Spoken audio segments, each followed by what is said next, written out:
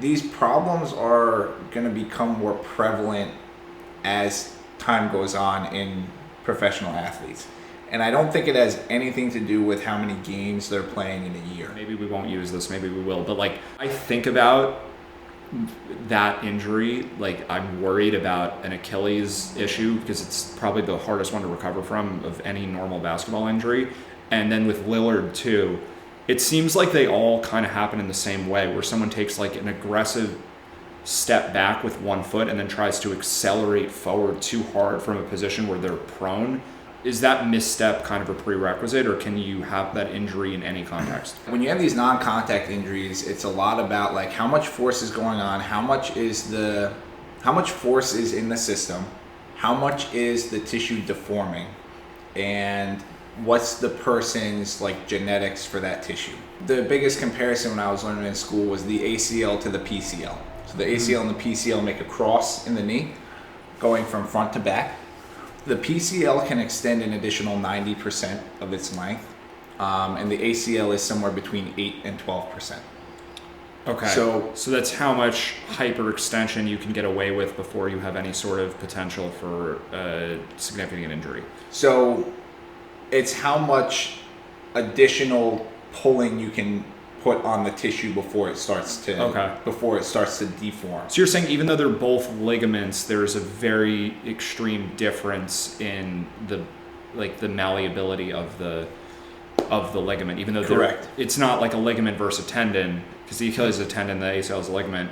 But you're saying even within a category where both things are ligaments, you have these huge differences. Yeah, and it really depends on the mechanics of the joint. So the only difference between a tendon and a ligament is tendon is muscle to bone, ligament's bone to bone. Right. So it really depends on the type of movement that tendon or ligament is going to be going through. If it's a tendon, the muscle that it's attached to. So like with the Achilles tendon, it's attached to the soleus. And the soleus has one of, if not, like the highest repetition to failure rates of muscles in the body. The soleus is the lower calf muscle. Yep. Okay. So it connects directly to your Achilles tendon. And because it's got a really high repetition to failure rate, that means that it's really good at doing its job even when it's really tired. And it takes a lot of effort to get it tired. But you've got this muscle that's constantly pulling on this tendon. And eventually, that doesn't matter how strong the tendon is, if you keep pulling on it, eventually there's going to be an amount of stress on it that deforms the tissue. So right? I think the thing that might be the most relevant to most people on this topic, and then we'll move to Mikal Bridges, if you have soreness in the quad or soreness in the knee, or for me, I had calf soreness and probably in my soleus for a while, and I still will get it once in a while. Sometimes I get it in the shin on my left leg, sometimes I get it in the lower calf. To what extent is that a precursor to a tendon or a ligament injury, or are those not necessarily connected? So they are. It really depends on the job of the muscle. Mm-hmm. So, a big thing is rolling ankles in basketball, right? So a rolled ankle, you're straining your posterior peroneal tendon or your anterior peroneal tendon, or one of the tendons that connects to the muscles that help to evert and invert the foot. So those are like the top of the foot towards the ankle? Yep, they'll run outside, and the ball of the ankle, those tendons, one of them runs on top of it and cuts across the foot and goes into your medial arch, into the inside of the foot. So if you're getting hurt in those areas often, then there's potentially a higher risk of an Achilles issue because those are all interconnected, or not necessarily? No. If you damage one of those tendons, like you get a strain in one of those tendons, in terms of basketball, that's typically because the muscle got fatigued. So the muscle that's keeping your foot flat got fatigued, and your foot's going like this. And you land on the side of your foot, and what ends up happening is those muscles try to support the weight of the whole body. And that's where you see them land, a basketball player land on the side of their foot, and then it really cuts in like this and then levels off. And those are those are like those smaller foot and ankle muscles. Those are the smaller foot and ankle muscles. So for something like that, like fatigue in the muscle is a big factor in my opinion, because What is causing the issue to the tendon is that there was so much force applied on it because the foot was in a disadvantageous position for that muscle to stabilize the foot and ankle for you to hold your body weight up, that the body weight on top of it just kind of pulled and strained that tendon. Mm-hmm. For something like an Achilles, my guess is it's probably more like an overuse thing. Okay. These problems are going to become more prevalent as time goes on in professional athletes. And I don't think it has anything to do with how many games they're playing in a year, because Mikal Bridges is a great example of this. When you look at his mechanics, he's got really long arms, and the way he approaches the basket is to really outstretch his arms. So he's not elevating that high off of the ground. Right. He rarely dunks, and if he does, it's not like he's well above the rim. Correct. Yeah. So you look at his jump shot. He changed his jump shot recently. I didn't think he really needed to, but basically he jumps less in his jump shot and he extends his arms up higher, right? So that his shot doesn't get blocked. So the ball is leaving from the same height, but rather than him jumping up higher, he's extending his arms up higher. Yeah, I have had the theory that my mission to dunk at some point in my life is not necessarily healthy for my body, like what you're describing now. Is the more you jump, like jumping is not good for your calf and subsequently your Achilles. Really what he's doing is he's not approaching his maximum nearly as much as other athletes are. You're talking about the frequency.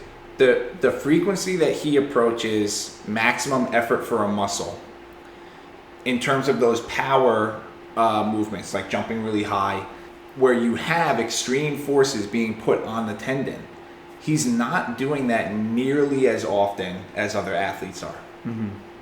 And the reason why this is important is because the training for professional athletes, especially in basketball, is so specific that there's this. Are you familiar with competitive deep sea diving? No. Okay, so unaided deep sea diving is the most dangerous sport. Mm-hmm. And the reason why is it's not that they're able to hold their breath for longer. At a certain point, everyone can hold their breath for the same amount of time pretty much.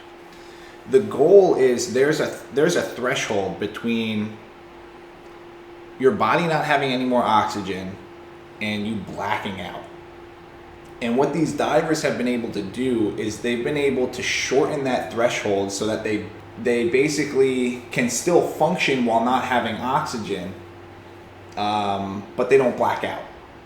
Okay, so they're in a state of like borderline shock, but they've trained themselves to not lose consciousness. Correct. And that allows them to extend their time. That's how you would have more time underwater if everyone can hold their breath for the same, right? Who blacks out last? Sure. So there's this threshold to injury.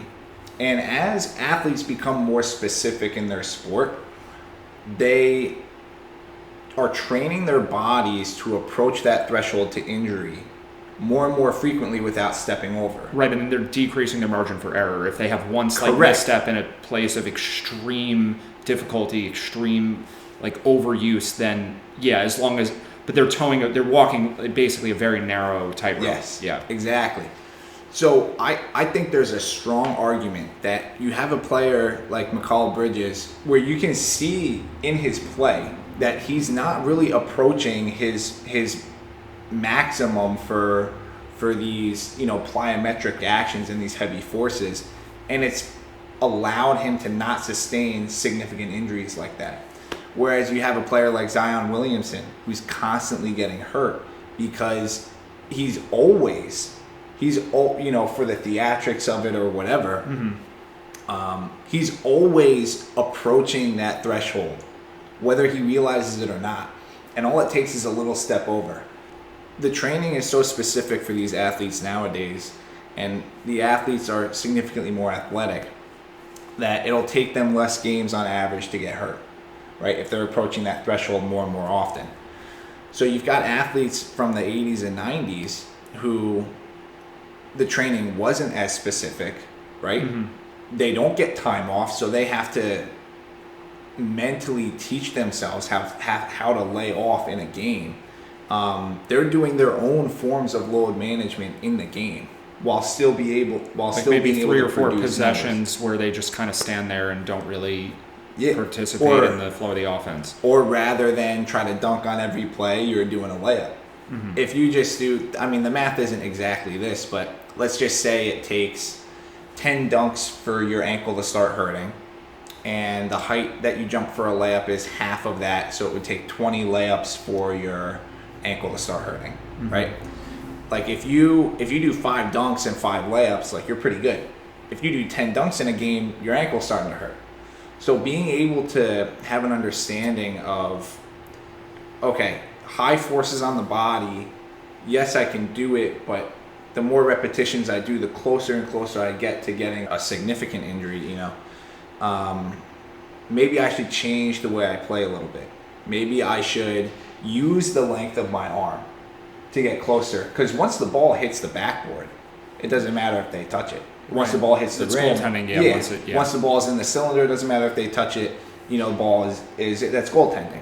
So using other things to, not like you're taking away from the athleticism, but to give you a break, to give your body a break from those high forces, is really what's going to contribute to longevity and preventing like a serious injury. So 2 questions off of this. One, do you think someone like Mikal Bridges is consciously doing that, or it's just a natural byproduct of the way he happens to play? Like, is someone coaching him to consciously avoid injury by adjusting his game to use his, I guess, like the explosive muscles less often? And then with guys like Jason Tatum, Damian Lillard, Kevin Durant when he hurt his Achilles, what can we learn from that? Like, what are they doing wrong? Because Durant, we talked about a little bit off camera, is like actually very durable, but he still suffered the same injury. Mm-hmm. Tatum has been pretty durable in his career. I think Lillard for the most part, but he did deal with calf injuries. So like, where are you on, I guess first on Bridges, and then we'll come back to those guys. So I would be surprised if some level of it is not like conscious work. Like, I think you consciously have to if you can jump, if you've got a 7'1" wingspan and you can jump 40 inches off of the ground, like at some point some part of you's got to be like, you know, I don't really need to jump that high to get this ball in the cup. Like, I think on some degree some of it is conscious. On another degree, and this was really the only mechanical thing that I noticed about him that I've learned in the past is something that people should be doing, just the average person. He rarely completely straightens out his leg. And what that does, and that's something that I trained myself to do, something I learned when I used to work for a chiropractor as a way to mediate forces on the lower body, specifically compression in the knee, right? If you have a straight leg, you land on straight legs, there's compression in that knee joint. But you know, having that as your default as a way to transfer energy is really good. And you might not think that it adds up to a lot, but if you're walking and your legs are straightening out and stuff, all it takes is for you to be a little bit tired and you not paying attention to what your mechanics are for you to go back to your most trained thing.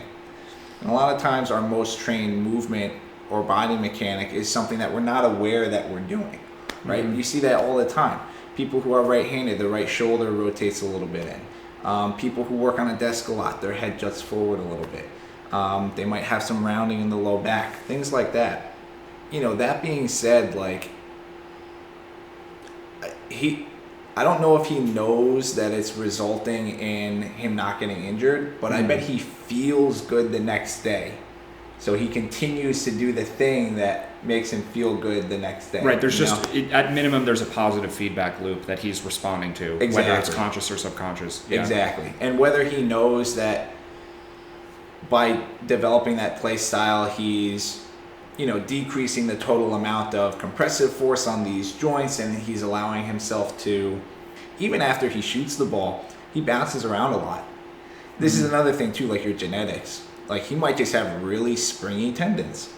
So you have a 40-inch vertical, like your tendons have to be pretty strong, so there's no lag between the pulling of the tissue for it to pull the bone. And people don't realize, I mean, I know you know this, we both watch Knees Over Toes Guy, your training has probably gotten you a lot of this too, that you can directly train tendons. That like there are exercises like step downs off a box or the tibialis raises that you're like strengthening the Achilles tendon. I mean, are there things that he's likely doing or things that conceivably the average person could do to like work on what you're talking about? Or is that like, to what degree is that genetics and to what degree can you change that? So you can change it a little bit. I think it depends on what type of goal you want. If I'm talking for the goal of being able to be athletic, play sports recreationally and not get injured. That's not something I do a lot of. Yeah.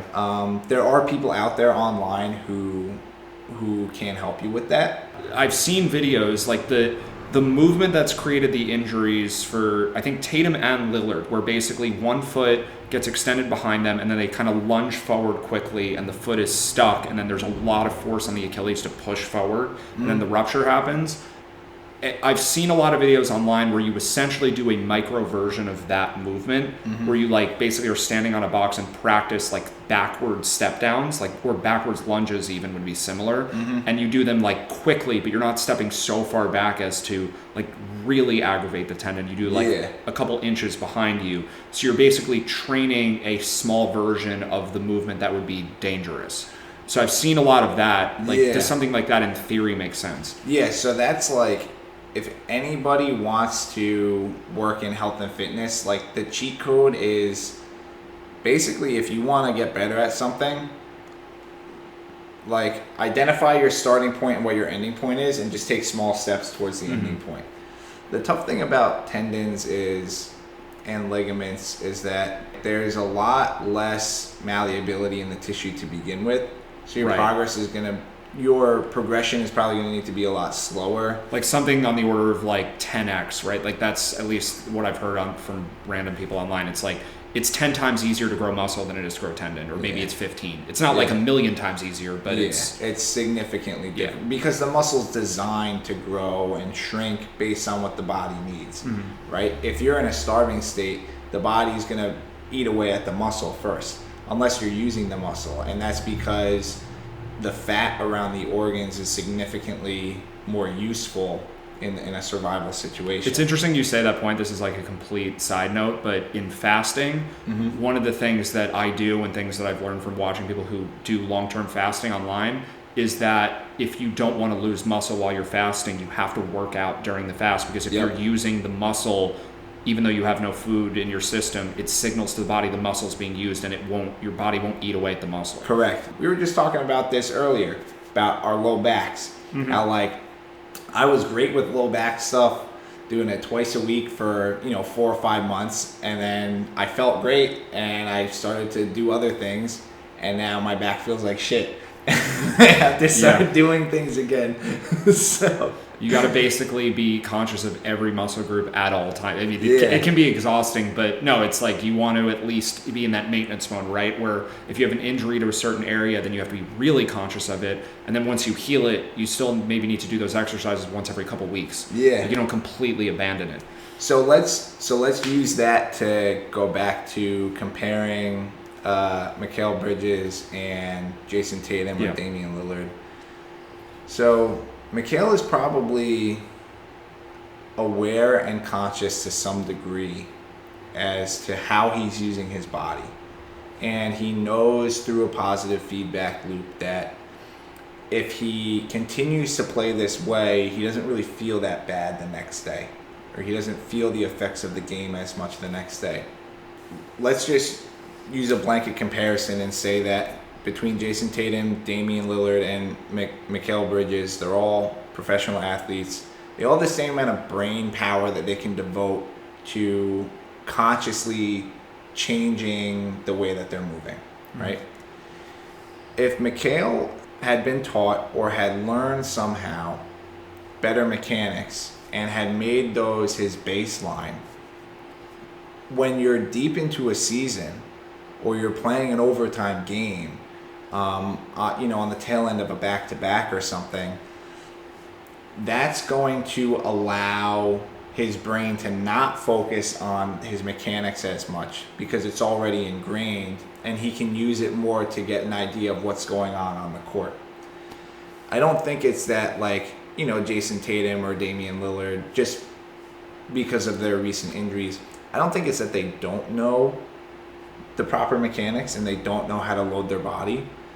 But I would not be surprised if neurologically their bodies haven't adopted that as closely as Mikhail has to what baseline movement should be. Mm-hmm.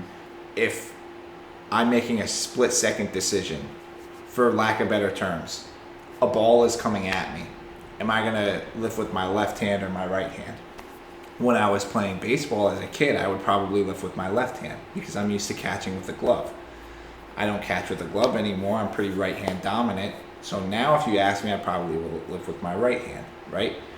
That sort of instinctual thing. Again, I'd probably still go left.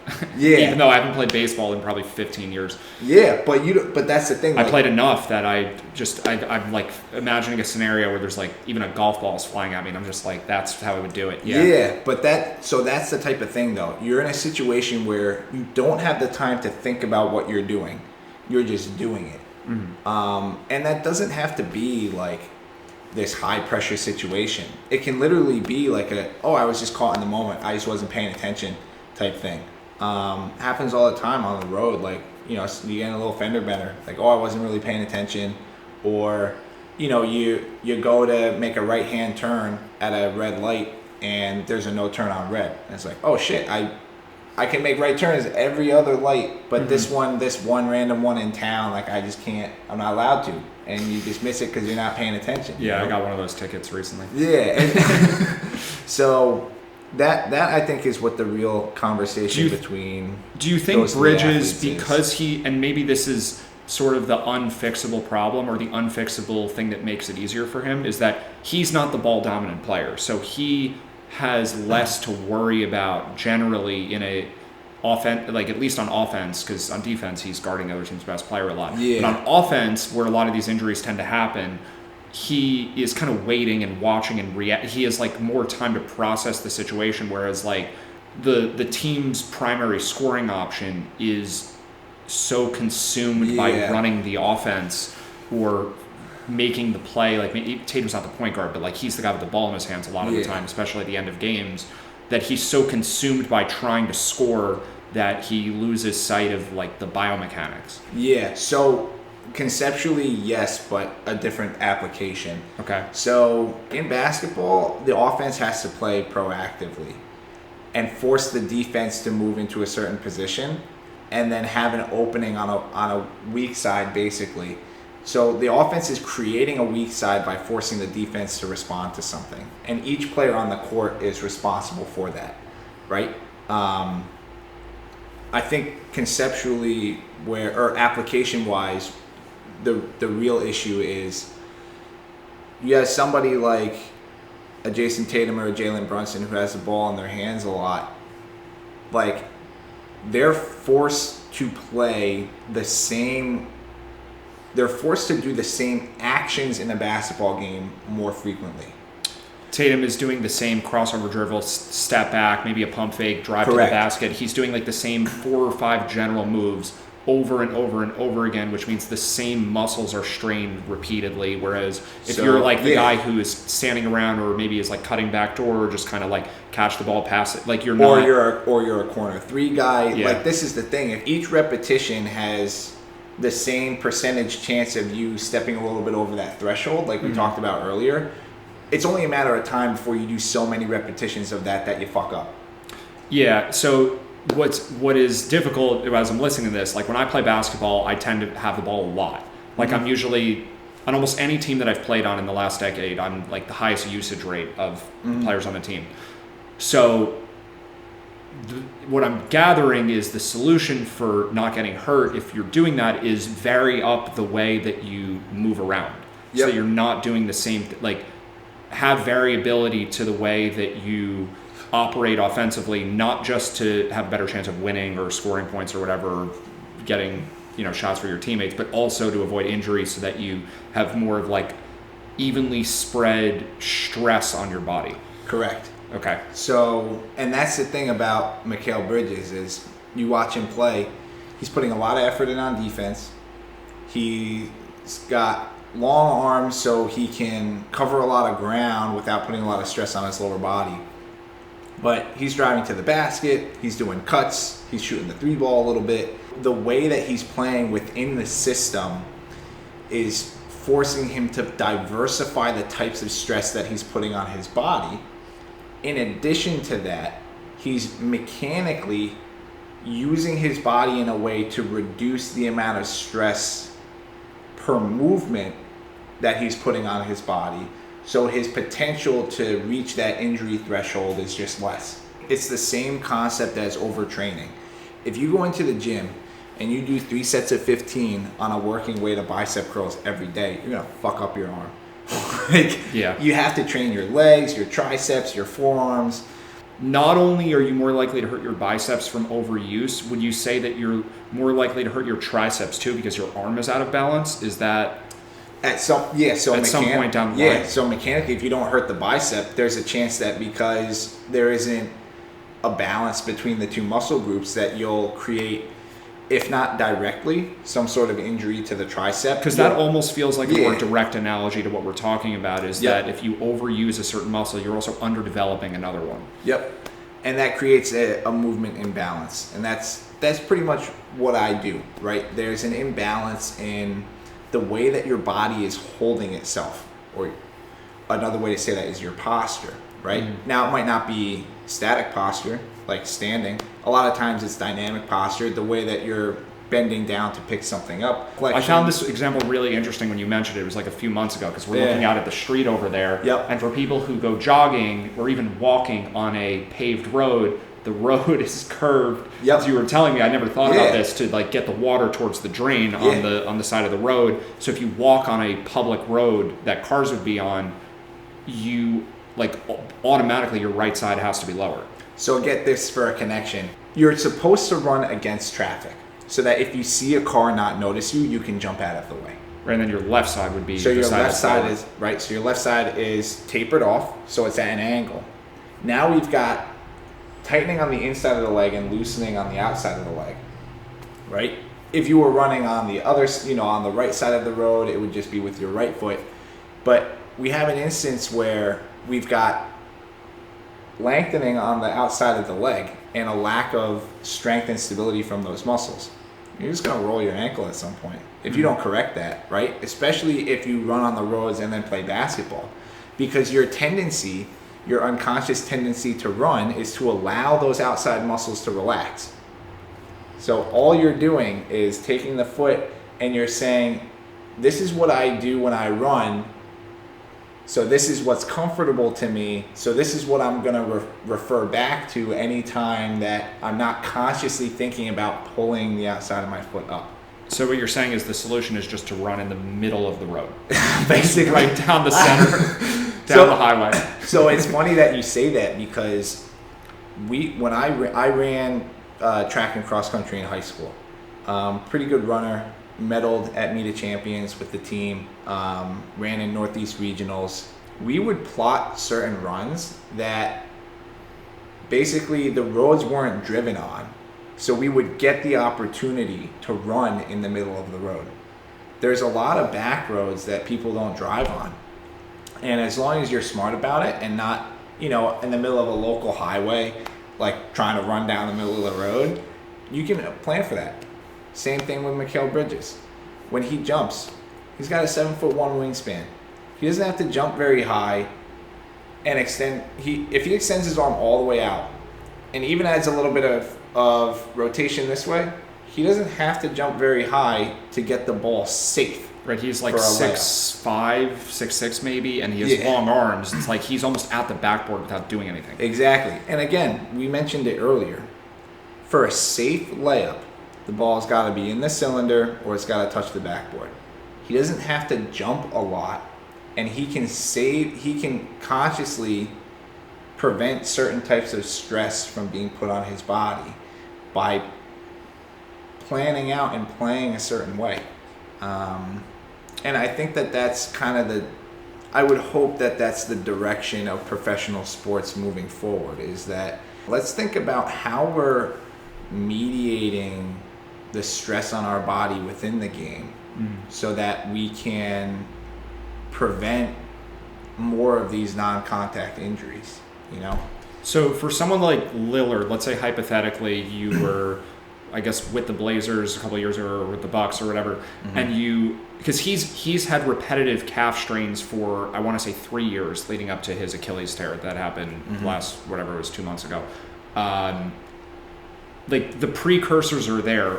Let's say you're part of that organization and Lillard is a guy who's playing, like he's the later stage of his career. He's, I guess I would call it somewhat past his prime. He's got a lot of mileage. He's been the go-to scoring option on every single team he's ever played on, with the exception of being like second to Giannis this year. And he's had a history of calf problems, like a recent history of calf problems. Yeah. What do you tell a guy like that? Like, what's the protocol to make sure that like this stuff gets mitigated and the injury maybe doesn't happen? Because you could say there's an element of randomness to it. He did take like a misstep, like it was kind of a freaky play, but it also wasn't. Like he took a step back and went to dive for a loose ball. Like it wasn't that crazy of a situation that produced the injury. It wasn't like he was, in a collision with somebody. Yeah. First thing you need to do is you need to look at when he's using his calves. He's not very tall, so he has to elevate higher than his defender in order to have a shot not get blocked. Yeah, so, or just shoot from further away, which I think is a thing he started doing later in his career. Just shoot from deeper so he doesn't have to jump as much. But yeah, I think if he's shooting a contested shot, he's using a lot of elevation to get the shot off. Yeah, so realistically, you would need to change how he's generating movement in his stride. And the best way to take tension off of the calf, so when you move yourself forward, you can push off of your toes to move yourself forward, or you can extend your foot out and pull the rest of your body in, right? So realistically, you would need to look at the way that he's running, see how much hip flexion he has, how strong his hip flexors are, and how much he's able to reach his foot out. You could probably alter his stride a little bit without having significant impact on his athleticism and his ability to play, while also not putting too much strain on the hip flexors, because you're not really using them that much in basketball outside of that anyway. But you would say stronger hip flexors is probably a direct correlation to reduced pressure on the calves, at least in basketball. So a way that you would... So the main issue is he would need to change his stride to become less calf incorporated and more hip flexor incorporated. That will become easier by strengthening the hip flexors. However, if he just goes into the gym and does, like high knees, like weighted high knees, like that's not going to fix it. He needs to learn, right? You need to strengthen the hip flexor so it can take the new load. And then he needs to learn how to run, extending his leg outward rather than pushing off of his toes. I would be interested to look at film of that because I haven't done that. We could call that a future video. Yeah. This was a big thing with running. When you're a competitive runner, at some point, like, everyone's stride is pretty much the same. Like there is an optimal stride coming down to the placement of the hands and the fingers even. You're talking like Olympic level long distance running. Yep. Yeah. Everyone looks the same essentially. Yep. Everyone basically looks the same. And the same for basketball too, except it manifests differently. But it basically is, if you know a guy is prone to something, I think in the calf specifically, but you can make it more broad, like you were saying Lillard, you would have him trained to run differently. Yep. But for someone who's already dealing with the pain, maybe that's a little more difficult. So I feel like you probably still could do some of that, but then is there recovery-based stuff? I mean, I would imagine for him too, and for any player who's like on a top team who's competing in the playoffs, what they really need is time off, and they're not getting that. Like they're just not going to take it. Yeah, so that's the other thing too. Like the reason why the injury happens is there's deformation in the tissue. So whether that's accumulated deformation or it's like it's all happening at once. Well, do you think if you could MRI the Achilles like a week, 2, 3 before the injury, you'd actually see something structurally that would be like, oh, there's like we're kind of at risk right now? Yeah, you probably would. If not in the tendon, in the muscle, but I don't know if actually. So you can, depending on how big the tear is, you can see things, and depending on where it's positioned on the actual tissue also. Like you might see the micro tear before the full rupture happens, and the player Correct. may not actually be able to feel that yet. Right.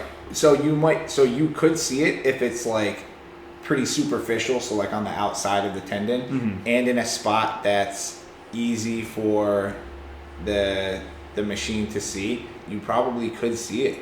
I doubt that a team would want to MRI a player every week, though. I think it would be a lot easier to just seriously. I think it would be a lot easier to just be like, all right, you use your calves a lot. Like, let's cut that shit out because it keeps causing problems. Like, let's teach you. Again, we looked at 3 movements that employ the calves a lot. Defensive sliding we can't fix. Jumping we can't really fix because we need you to score the basketball. So let's look at your running. Let's take the stress that would be put on your calves during running and let's try to put that somewhere else, like your hip flexors. And then also too, as you're running, right, extension through the quads, straightening your legs to some degree is going to help you to generate force going forward. So it takes a lot of effort, but you can change your mechanics. And I think anytime you do something like that, you should really try to take some time off. So like if you're playing basketball and your calves are bothering you and you've figured out either by seeing, a professional or through your own assumption that you're too calf dominant, you should really take time off and train yourself at the base level, because that's always what your body's going to come back to, right? If you're walking all day on your toes, changing an hour of activity maybe twice a week is not going to take away the majority of the stress that your body is receiving during the day. So you think what most people get injured from is not what's happening while they're exercising, it's what's happening just when they're living regular life and they're imbalanced in their walking or they're sitting and they're getting hurt based on the repetitive motion of just their day-to-day activities? I think that the way that people live their life outside of the activity has a strong impact on how their body responds within activity. Yeah, okay. It affects your mechanics in your sport if your mechanics are such when you walk normally, essentially, is what you're saying. And you could make an argument too. I'm sure there's research studies out there, but you could probably make a strong argument that like if I'm super calf dominant during the day and I'm pulling on that, I'm not really giving that a lot of time to heal.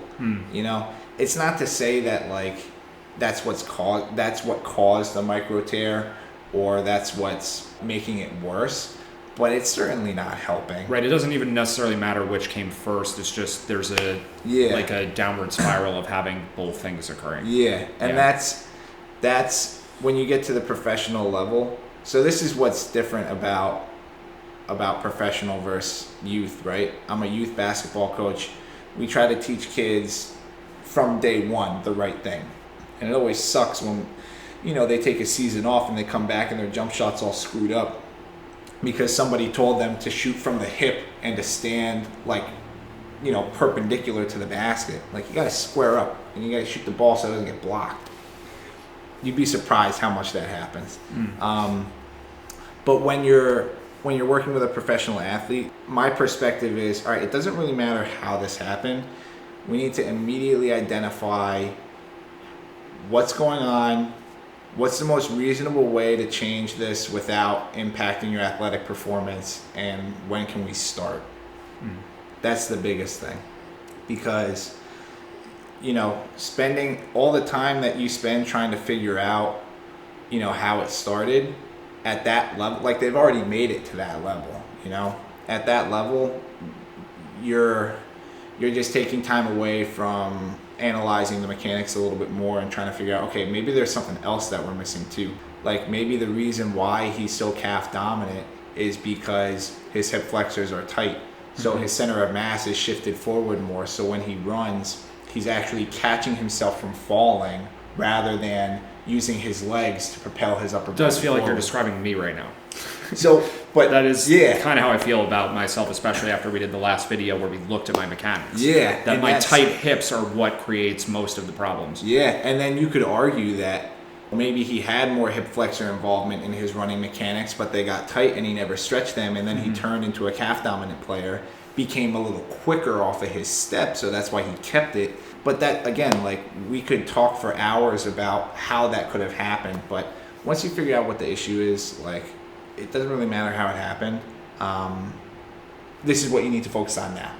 Right. I know for me, I tend to slash forward when I'm dribbling or just kind of like day to day, honestly. So for me, strengthening my low and mid back, it's like, okay, that's the answer. It doesn't really matter why it occurred in the first place. Yeah. And the funny part about that too, I'm very good at using my hip flexor to extend my stride.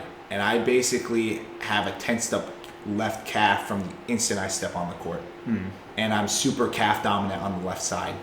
That's going to cause a ton of issues, and there are players out there like that where it's not even the same on both sides. Like you're running with your leg one way on one side and a different way on the other. This is side. our teaser for the Luka Doncic video that we'll but at least before the start of next season for sure. Yeah. When you identify it, do the best that you can to fix it. Try to take some time off and really teach yourself at the base level. This might be a good story to end on, but I had a client and she had a lot of piriformis and hip tightness. So I was working on that with her for like 9 months, and we finally get her balanced out to the point where she was retired in her late 60s. She fell on ice and her body was so good at absorbing force, she stood up immediately after and had like one bruise on her body. Then she comes in one day and she goes, all right, can you help me out with my shoulder? It's like, all right, what's wrong with your shoulder? Well, it really starts to bother me, as I'm vacuuming. How long are you vacuuming for? Usually a couple hours. You're vacuuming for a couple hours at a time with one shoulder that we know is kind of bad because it bothers you. Right, switch hand. Halfway through, switch hands. I didn't need to do anything else, and her shoulder pain immediately went away. So it almost sounds too stupid, but there are probably things like that in all of our lives that we don't realize. Where it really is a simple thing. Just start running half the time on the right side of the road and half the time on the left side of the road. Yeah. That would fix a lot of your problems. Or, that you might be like this. Run in the middle of the road. Running on the outside, you'll sprain both of your ankles. But I get what you're saying. Yeah. But yeah, sometimes it's an easy fix. You can take some time off and really look at what you're doing and pay attention as best as you can during the day. That's the best way that you're going to start to create mechanical changes in your body. So. Okay. Cool. Let's end there. Yeah, it was good. Awesome. Okay.